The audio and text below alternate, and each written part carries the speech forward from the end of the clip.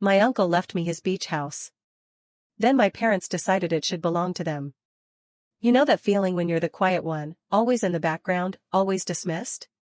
What happens when those very same people try to steal the one thing you were given out of pure love?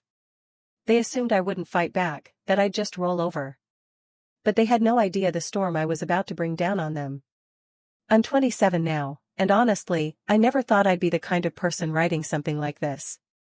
For most of my life, I've been the quiet one in my family. You know, the one who just went along with things, kept my head down, and didn't argue too much.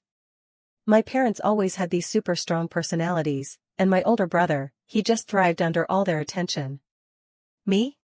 I learned early on that it was just easier to stay in the background. That dynamic followed me through my entire childhood, into high school, and even into adulthood. I wasn't mistreated outright, but I always felt like I didn't quite measure up, like I was just tolerated. The only person who ever made me feel truly seen was my uncle, my dad's younger brother. Uncle Rob was different. Laid back, funny, and somehow, he always knew exactly when I needed someone to talk to. He lived out by the coast in this gorgeous old beach house that had been in his possession for decades. As a kid, summers at that house were the absolute highlight of my year. While my parents were usually too busy with work or totally focused on my brother's achievements, Uncle Rob would take me fishing, teach me how to surf, or just sit with me on the deck while the sun went down, talking about life. When I got older, we stayed close. Even as I went through college, started working odd jobs, and struggled to figure out my place. He never, ever made me feel like I wasn't enough. He believed in me in a way my parents never did. So, when he passed away, suddenly, it hit me harder than I expected.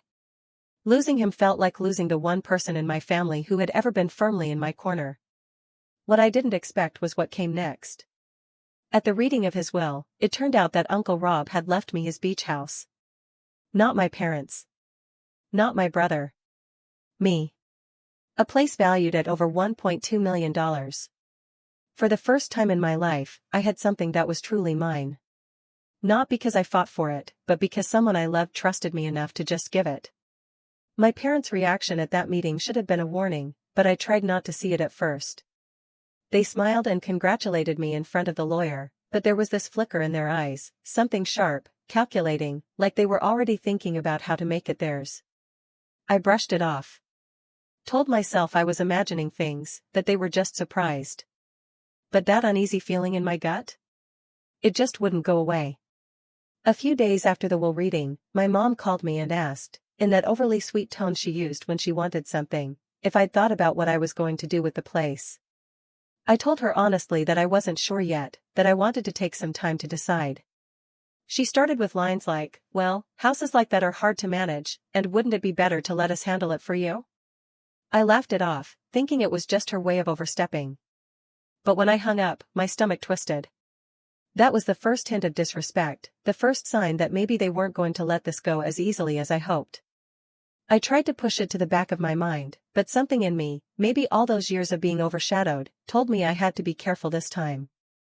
Uncle Rob hadn't just left me a house. He'd left me something that could change my life. I wasn't about to let anyone take it away. And then, a week later, they showed up at the beach house. Not to visit. Not to reminisce. They walked in with smug looks on their faces, my dad carrying a folder, and my mom grinning like she'd just won a prize. That's when my dad said the words that made my blood run cold, we had the deed transferred. You're out by Friday. I just sat there, stunned, staring at them. The confidence in their voices, the certainty, the way they looked at me like I was some kid who had no say. For a moment, it was like I was 10 years old again, being told what to do and having no choice. But this time I wasn't 10. I was 27. And something in me snapped. That was the moment I realized this wasn't just about the house. It was about years of them dismissing me, overlooking me, deciding for me. And for the first time I wasn't going to let it slide. I smiled. Just a small one. And for the first time in my life, they didn't seem so sure of themselves. I didn't argue with them right then. I think that's what threw them off the most. My dad had this whole speech lined up, I could see it in the way he straightened his shoulders, waiting for me to protest. My mom tilted her head like she was about to start lecturing. but I didn't say a word. I just leaned back in the chair at the kitchen table, folded my arms, and gave them that small smile again. "Jake," my dad finally said, a touch of impatience breaking through his calm tone. "This is what's best for the family. You don't know the first thing about maintaining property like this. It's complicated. Insurance, taxes, renovations. Your mother and I can handle it.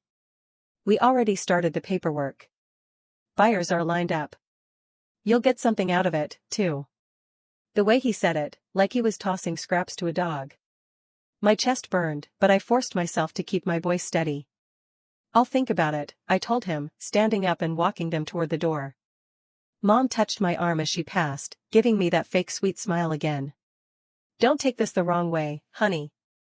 It's not that we don't trust you, it's just you've never been responsible with big things. Remember when you sold your old car for half of what it was worth, or when you dropped out of grad school? This is too important for you to mess up." Every word was a reminder of all the times they'd kept a mental scoreboard of my so-called failures.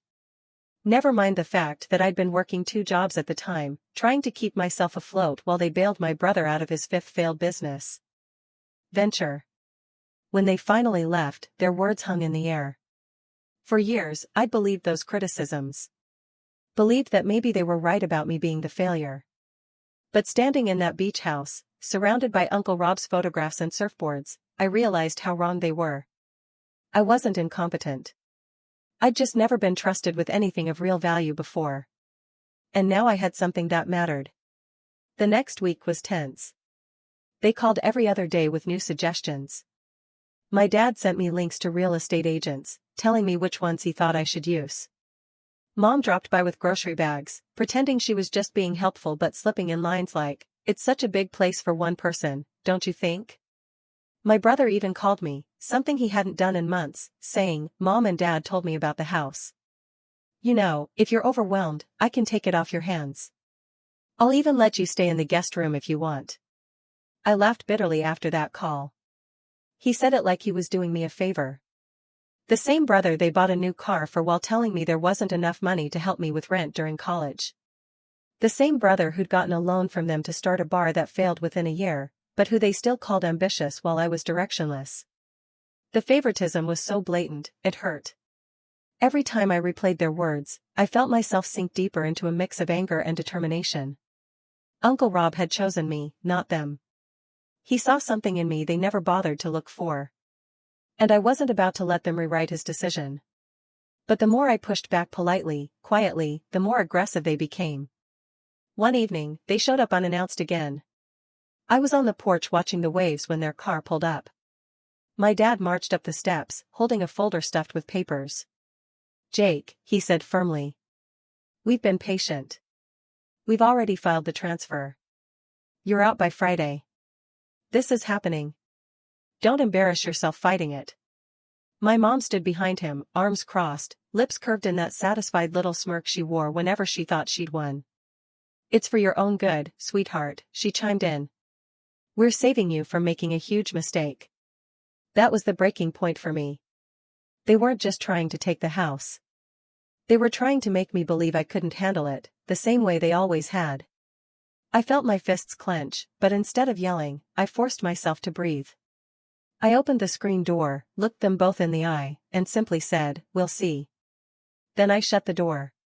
Inside, my heart was pounding so hard I could hear it in my ears. For the first time in my life, I wasn't just reacting to their control. I was planning.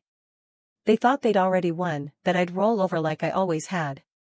But they didn't know that a week before, I'd already moved the house into a trust Uncle Rob's lawyer had helped me set up. They had no idea the deed wasn't even in my name anymore.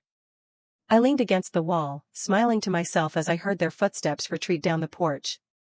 They thought I was the same old Jake, the kid who never pushed back. They were in for a shock.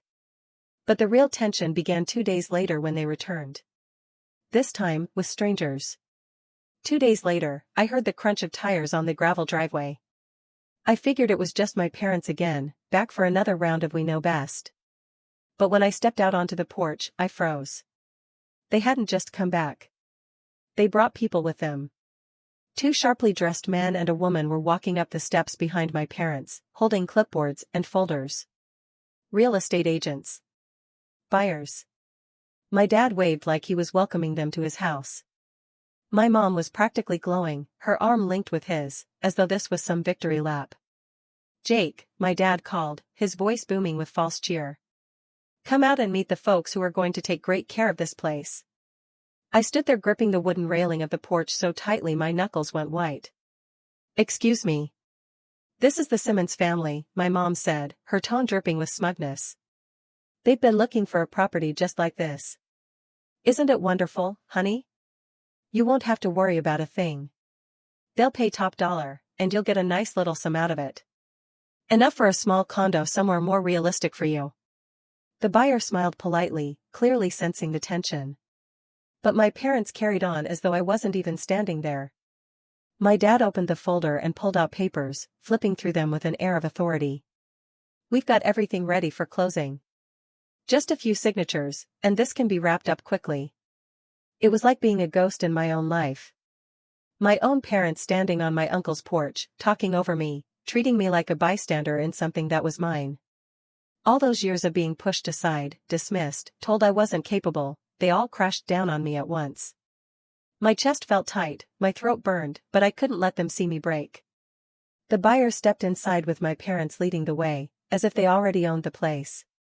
I followed them into the living room where Uncle Rob's surfboard still leaned against the wall and his old record player sat in the corner. My mom gestured around the room like she was giving a tour. "It's such a charming space, isn't it? With just a bit of updating, it'll be perfect for your family gatherings." Her words sliced through me.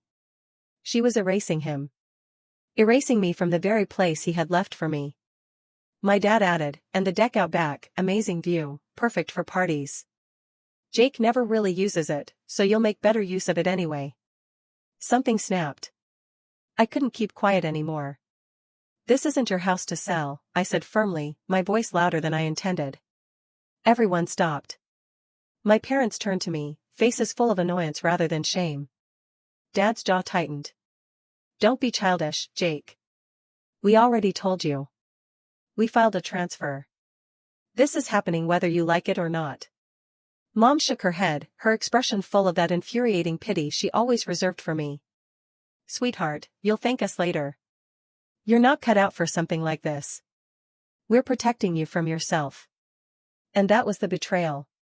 Not just that they were trying to sell the house behind my back, but that they were stripping away my choice, my autonomy, the last piece of my uncle I had left. They didn't just want the house. They wanted to remind me I'd never have control, not even over my own life. I forced myself to steady my voice even as my hands shook. "You're making a mistake." They laughed. Actually laughed. My mom turned back to the buyers. "Ignore him. He's just overwhelmed. He'll come around once it's all finalized." I felt my pulse hammering. But beneath the anger, something cold settled in me. A clarity. They thought they'd already won, that I was powerless, that I'd fold like I always had. But they had no idea that while they were busy plotting behind my back, I'd already made sure this house was untouchable. I stayed quiet as they finished their little tour, biting my tongue until I tasted iron.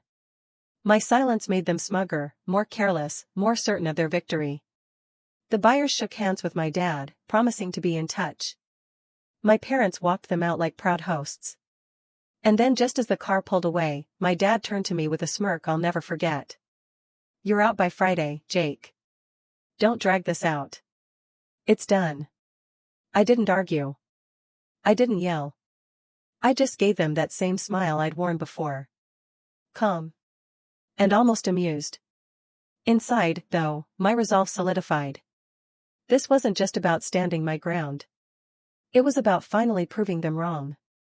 They wanted to treat me like the weak one, the irresponsible one. But they had no idea the storm I was about to bring down on them. And in that moment, as they strutted back to their car, I knew the betrayal had gone too far to forgive. This wasn't just disrespect anymore. This was war. After that day, everything shifted. I couldn't unsee the smugness on their faces. The way my parents paraded strangers through the living room like I was just some squatter they were waiting to evict. The betrayal clung to me like salt in the air, seeping into every thought. For the next week, they doubled down. Calls, texts, unannounced visits. It was relentless. My dad would send me messages with dates and times for showings as though I had no say in it. My mom would leave voicemails dripping with condescension. "Honey, the movers are booked for Friday. Pack your essentials, and we'll help with the rest.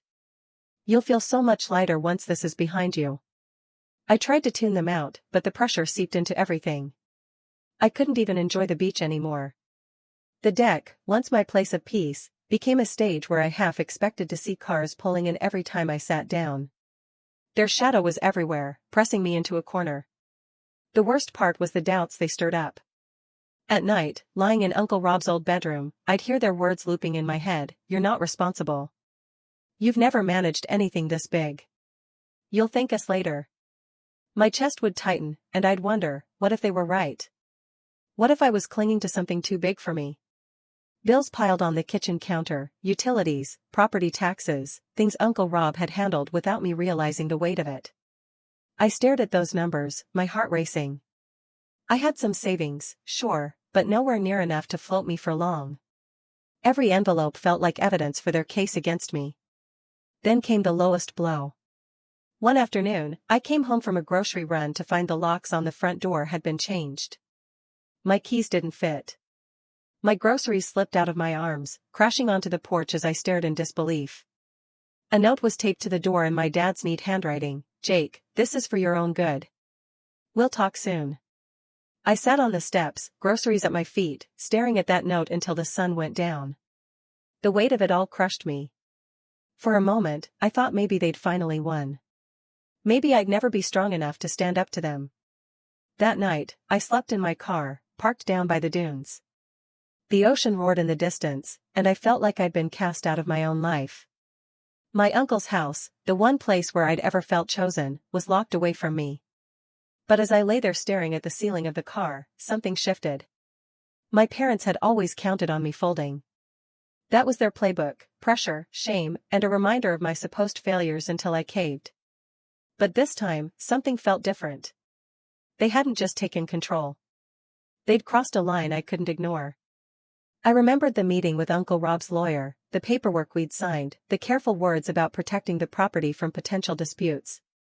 I thought about the trust, how it wasn't just an idea, but something already in place. My parents thought they'd locked me out, but the truth was, they were the ones standing on sand.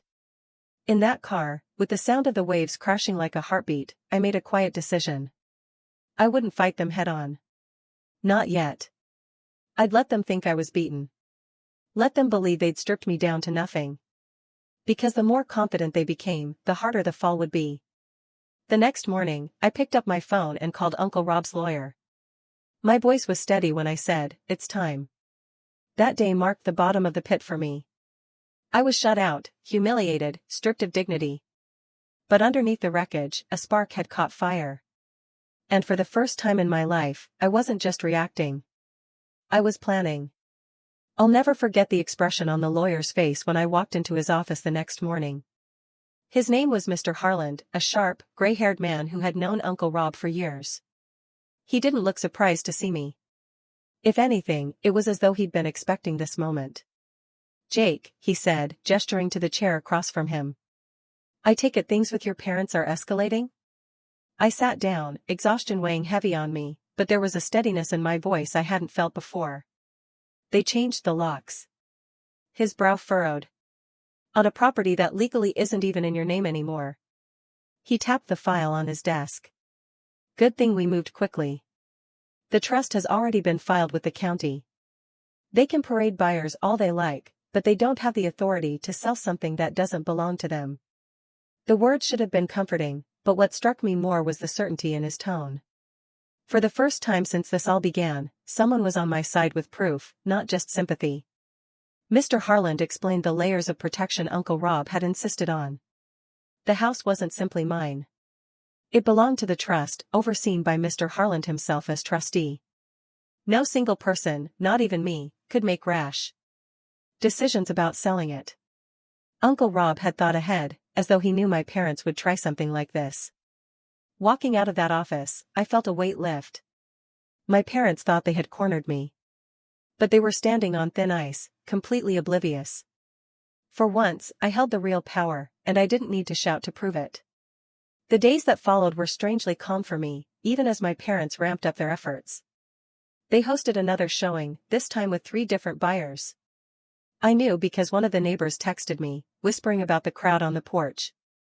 Instead of panicking, I stayed where I was, at a small cafe in town, sipping coffee while flipping through listings for part-time jobs. I decided that if I wanted to protect this house long-term, I needed stability of my own. No more drifting from one odd job to the next. It wasn't glamorous, but I landed a position working for a local property management company. The irony wasn't lost on me. I was suddenly in the business of maintaining homes, the very thing my parents claimed I couldn't handle. At first, I just did basic admin tasks, but I paid attention, absorbing everything. Tenant contracts, repair logistics, tax filings. Every day felt like a small step out of the shadow I'd lived in for so long. With each paycheck, I set aside money. It wasn't much, but it was mine, earned without their interference. And each evening after work, I'd drive back to the beach house. Even if I couldn't go inside yet, I'd park nearby and sit on the sand, staring at the silhouette of the place against the sunset. It reminded me what I was working toward. Meanwhile, the town wasn't blind to what was happening. Uncle Rob had been well liked, and word spread quickly that his house had been left to me. The neighbor who had texted me, Mrs. Whitaker, started waving whenever she saw me on the beach. One evening, she came over with a tin of cookies. "Your uncle was proud of you," she said softly, pressing the tin into my hands. "Don't let them take that from you." Her words bolstered me in ways I didn't expect. It wasn't just about the house anymore. It was about stepping into the kind of man Uncle Rob believed I could be. Over the next month, my footing grew firmer. At work, I gained enough trust that my boss let me oversee a couple of small rental properties on my own. It felt surreal handling lease agreements, scheduling repairs, making decisions. The kind of responsibility my parents always said I'd fumble, I was now managing daily. And the thing was, I wasn't fumbling. I was thriving. The more I succeeded quietly, the less their voices rattled in my head. Their calls went unanswered. Their notes slipped under the beach house door went unread. Every time they tried to push, I pushed back by doing nothing, because I didn't need to. They were walking deeper into a trap they didn't even realize existed. But then came the turning point, the moment when the ruse stopped being subtle. It was a Thursday afternoon when I got the call from Mr. Harland. "Jake," he said, his voice tinged with dry amusement. "Your parents have filed paperwork to finalize a sale. They've scheduled a meeting with the buyers for next week." My heart raced, but this time not from fear. "So, what happens now?" "That's where it gets interesting," he replied. "Because next week, we'll be there, too. And they won't be expecting us." For the first time in my life, I felt something new when I thought about my parents. Not dread. Not guilt. Power. I wasn't the weak link anymore. I was the storm on the horizon, waiting to break. And as I hung up the phone, a smile crept across my face. They thought they were about to win. They had no idea their empire of control was built on sand. The week leading up to that meeting was the longest of my life, but also the most focused I had ever been. For once, I wasn't flailing or reacting to whatever disaster my parents dropped in my lap. I was preparing. Every day after work, I sat with Mr. Harland in his office going over the trust documents line by line. He explained things in his calm, lawyerly way, but beneath the legal jargon was a clear truth: my parents had no ground to stand on. Uncle Rob had been deliberate. The trust wasn't just airtight. It was reinforced. The house belonged to the trust, with me as the beneficiary, and no outside party could alter or sell it without the trustee's approval. And that trustee wasn't me. It was Mr. Harland himself. My parents thought I was a soft target. But the truth was, Uncle Rob had already built me a fortress. One evening, as the sun dipped low, Mr. Harland leaned back in his chair and gave me a rare smile. "You know, Jake, your uncle told me something before he passed. He said, you'd need time to find your strength, but once you did, you'd surprise everyone, including yourself." Those words sank deep. For so long, I'd carried around the image my parents had painted of me: unreliable, weak, incapable. But here was proof that someone who knew me, really knew me, believed the opposite. It felt like a torch being passed into my hands. At work, too, things were shifting. My boss, seeing how quickly I was learning, offered me a bigger role handling client communication for new property owners. It wasn't glamorous, but it meant trust, authority, and the kind of experience that turned into real opportunities. I even started to imagine a future in this field. Something steady, something I could build for myself. The kind of life my parents never pictured for me. Meanwhile, my parents kept calling, leaving increasingly urgent messages. My dad's tone turned sharper. "You're wasting time, Jake. This sale is happening whether you like it or not." My mom switched tactics, her voice dripping with false sympathy. "Sweetheart, you're making this so hard on yourself. If you just cooperate, we can all move on." I didn't answer. Not once. Instead, I let them think they'd won. I let them pour all their energy into the illusion of control. I wanted them overconfident, certain that I was beaten, so that when the ground disappeared beneath them, the shock would be total. Then, just 3 days before the scheduled meeting, Mr. Harland showed me something that made my chest tighten with both nerves and exhilaration. The official deed filings. In black and white. Stamped and signed. Was the proof that the house had been secured in the trust weeks earlier. My name wasn't even on the deed anymore. It was beyond their reach. "Bring this with you," he said, sliding the folder across the desk. "When the time comes, you won't need to say much. The papers will speak for themselves." I carried that folder home like it was made of gold. Sitting on the beach that night, I opened it again and again, running my fingers over the seal, the signatures, the proof that for the first time, I wasn't powerless. But I also knew this wasn't just about legality. This was about history. Decades of being overlooked, pushed aside, and belittled. This meeting wasn't just going to end their scheme. It was going to end the story they'd been telling about me my whole life. The night before, I stood outside the locked beach house, staring up at the windows glowing in the moonlight. It hurt knowing my parents were inside, probably congratulating themselves on their victory. But instead of bitterness, I felt a strange calm. They didn't know that tomorrow everything would change. For the first time, I wasn't scared of them. I was ready. The morning of the meeting, I woke up before dawn. My hands should have been shaking, but instead, there was a strange calm in me, like the nerves had burned themselves out, leaving only resolve. I dressed simply, button-down shirt and slacks, nothing flashy. I didn't want to look like I was trying to prove something. I wanted to look prepared. Mr. Harland met me outside the county offices, carrying his briefcase like it was an extension of himself. He gave me a nod, the kind that said everything without words. "We're ready." When we walked into the conference room, my parents were already there, sitting side by side with a real estate agent and 2 buyers. My mom's face lit up with smug delight the moment she saw me. My dad leaned back in his chair, arms folded like a king, waiting for his subject to beg. "Jake," he said smoothly. "Glad you could make it. We're finalizing everything today. You'll sign, collect your share, and this nonsense will finally be over." I didn't sit right away. Instead, I set the folder on the table and slid into the chair across from them. Mr. Harland sat beside me, expression unreadable, but his presence was enough to make my mom's smile falter just slightly. The real estate agent cleared her throat, clearly eager to move forward. "So, Mr. and Mrs. Caldwell have assured us they are the rightful owners, and all we need today are signatures to proceed." Mr. Harland leaned forward, his voice calm, but cutting. "I'm afraid there's been a misunderstanding. The Caldwells are not, nor have they ever been, the rightful owners of this property." The room went still.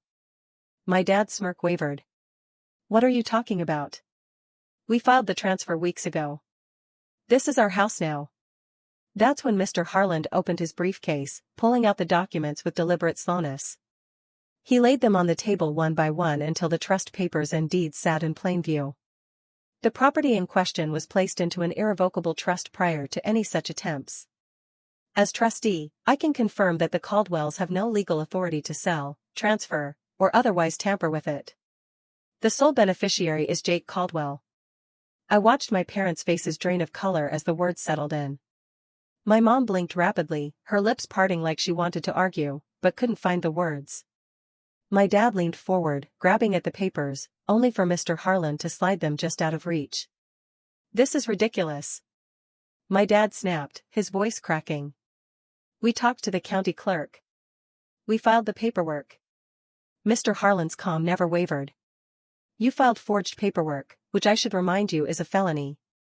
And given that the house was never legally in your possession to begin with, your efforts are meaningless.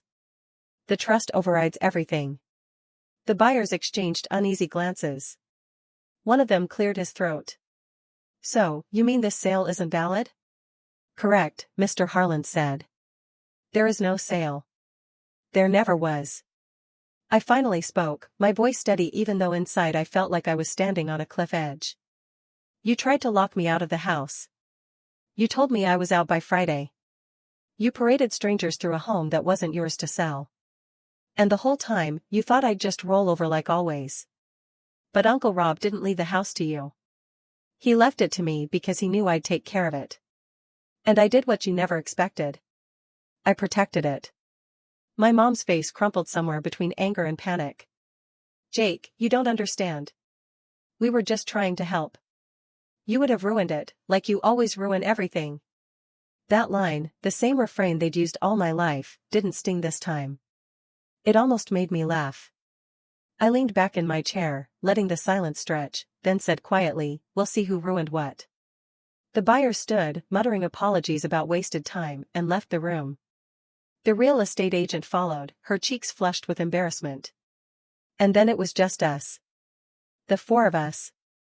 And the truth spread out on the table. My dad's voice was low, shaking with fury. "You think you've won, but you're still nothing without us." Mr. Harlan closed the folder with a sharp snap. "On the contrary, Mr. Caldwell, what I see here is a young man standing on his own 2 feet while the two of you scramble in the dirt. If you pursue this further, you'll only dig your hole deeper. My advice? Walk away." I didn't need to say another word. My silence, my calm, was enough. For the first time I had the control, and they knew it.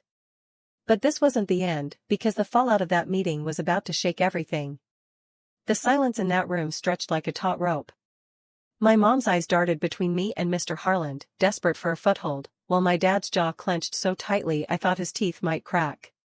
For the first time in my life, I saw it, the moment they realized they'd lost. Not just the house, not just this scheme, but me. Mr. Harlan stood and gathered the papers back into his briefcase with deliberate care. "I'll be filing a formal notice with the court regarding the attempted forgery. If you're wise, you'll leave this matter alone. Any further interference will only make things worse for you." His words landed like gavel strikes. My mom finally snapped, her voice shrill. "Jake, how could you do this to us? We're your parents. After everything we've done for you, this is how you repay us?" I met her gaze and for once didn't look away. "Everything you've done for me?" My voice stayed calm, steady. "You took my savings to cover my brother's failures. You dismissed every choice I ever made because it wasn't what you wanted. You tried to steal the one thing my uncle entrusted to me. That isn't love. That isn't support. That's control. And I'm done with it." Her mouth opened and closed, but no sound came out. My dad slammed his fist on the table, trying to reclaim some authority. "You'll regret this, Jake. You think you can cut us out? You're nothing without family." I leaned forward, resting my hands on the table, my voice low but clear. "I already have a family. Uncle Rob was my family. The neighbors who look out for me, they're my family. The people who believe in me are my family. And you?" I shook my head slowly. "You're just strangers who share my last name." The color drained from his face. We walked out of that room, leaving them sitting in stunned silence. Mr. Harlan patted my shoulder as we stepped into the sunlight. "Your uncle would be proud," he said simply. In the weeks that followed, the fallout spread quickly. Word of what they tried to do reached the neighbors, the community, even a few of their friends. Whispers of fraud and betrayal clung to them wherever they went. My dad's reputation at work, where he prided himself on being seen as trustworthy, took a hit he couldn't repair. My mom, who thrived on social circles and appearances, found herself quietly uninvited from gatherings she used to host. They tried calling me, of course. At first with fury, then with guilt, and finally with silence. I never answered. Meanwhile, life moved forward. I worked harder at my job, saved steadily, and little by little, I made the beach house my own again. I changed the locks, not out of spite, but because I was finally the one choosing who belonged inside. I planted flowers out front, repainted the deck, and every evening, I'd sit there as the sun set, the same way I used to with Uncle Rob. But now, I wasn't just the kid who needed someone else to believe in him. I was the man who had finally learned to believe in himself. One evening, as the waves crashed and the sky turned gold, I whispered into the salt air, "I kept it safe, Uncle. Just like you knew I would." And for the first time in my life, I didn't feel like a shadow in someone else's story. I felt like the author of my own. The house was mine. My life was mine. And my parents, well, they were just ghosts fading in the background. So, what about you? Have you ever had to stand up to family members who tried to take advantage of you or undermine your choices? What did you do, and how did it change your relationship with them? Tell me in the comments below. I'm eager to hear your stories.